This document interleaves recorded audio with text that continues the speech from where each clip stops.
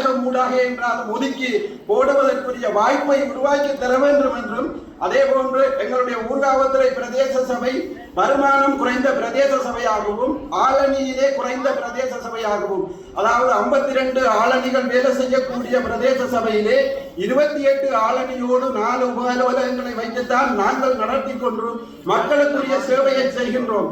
எங்களுக்கு வருமானம் குறைவு இருந்தாலும் மக்களுடைய சேவையிலே நாங்கள் குறை இல்லாமல் செய்ய வேண்டும் என்ற ஒரு உறுதியோடு எங்களுடைய தொழில்நுட்ப உத்தியோகத்தர் என்றாலும் சரி, செயலாளர் என்றாலும் சரி, மக்கள் அந்த சேவையை செய்து வருகின்றார்கள். ஆனால் எங்களுக்கு சுற்றுலாத்துறையின் ஊடாக ஊக்குவித்து அல்லது இந்த அரசாங்கம் சுற்றுலாத்துறை மீது கவனம் செலுத்துகின்றது.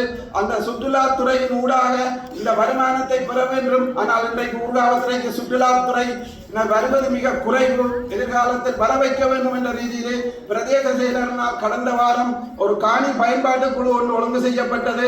அந்த காணி பயன்பாட்டு குழுவிலே நாங்கள் அனலதீவுக்கும் இடவதீவுக்கும் நடுவிலே இருக்கின்ற பருத்தி தீவிலே சுற்றுலா துறையை ஊர்காவல்துறை பிரதேச செயலகம் மேற்கொள்ள வேண்டும் என்று 23 ஏக்கர் காணியை பிரதேச செயலர்களுடன் கூறியிருக்கின்றோம்.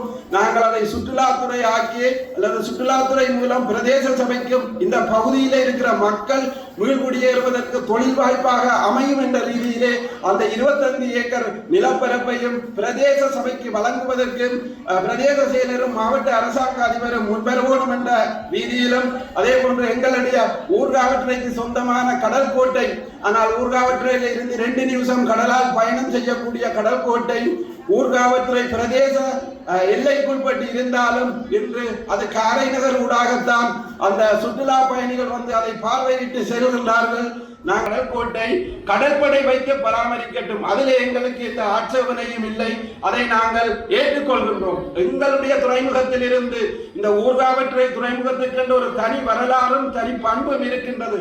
அந்த துறைமுகத்தில் இருந்து எங்களுடைய பிரதேசத்துக்கு சுற்றுலா பயணிகள் வந்து அந்த கடற்கோட்டையை சென்று பார்வையிடுவதற்குரிய ஏற்பாட்டை மாவட்ட அரசாங்க அதிபர், பிரதேச செயலர் மற்றும் அரசாங்க தரப்பு பிரதிநிதியாக வந்து ஒருங்கிணைப்பு குழுவின் தலைவரின் பிரதிநிதியாக வந்திருப்பவரும் நாங்கள் அவருக்கும் கடிதம் மூலம் தெரிவித்திருந்தோம். ஆனால் எந்தவித பதிலும் பெறவில்லை. நாங்கள் மக்களை போய் பார்த்து சுற்றுலா பயணிகள் எங்களுடைய பிரதேசத்துக்கு வருகை சென்று பார்க்கக்கூடிய ஒரு ஏற்பாட்டை ஊர்காவல்துறை கடற்கோட்டையை பார்வதற்கு ஏற்பாடு செய்யும் போது இந்த பிரதேசம் முன்னேறும், இந்த பிரதேசத்தில் மாற்றங்கள் வரும் என்ற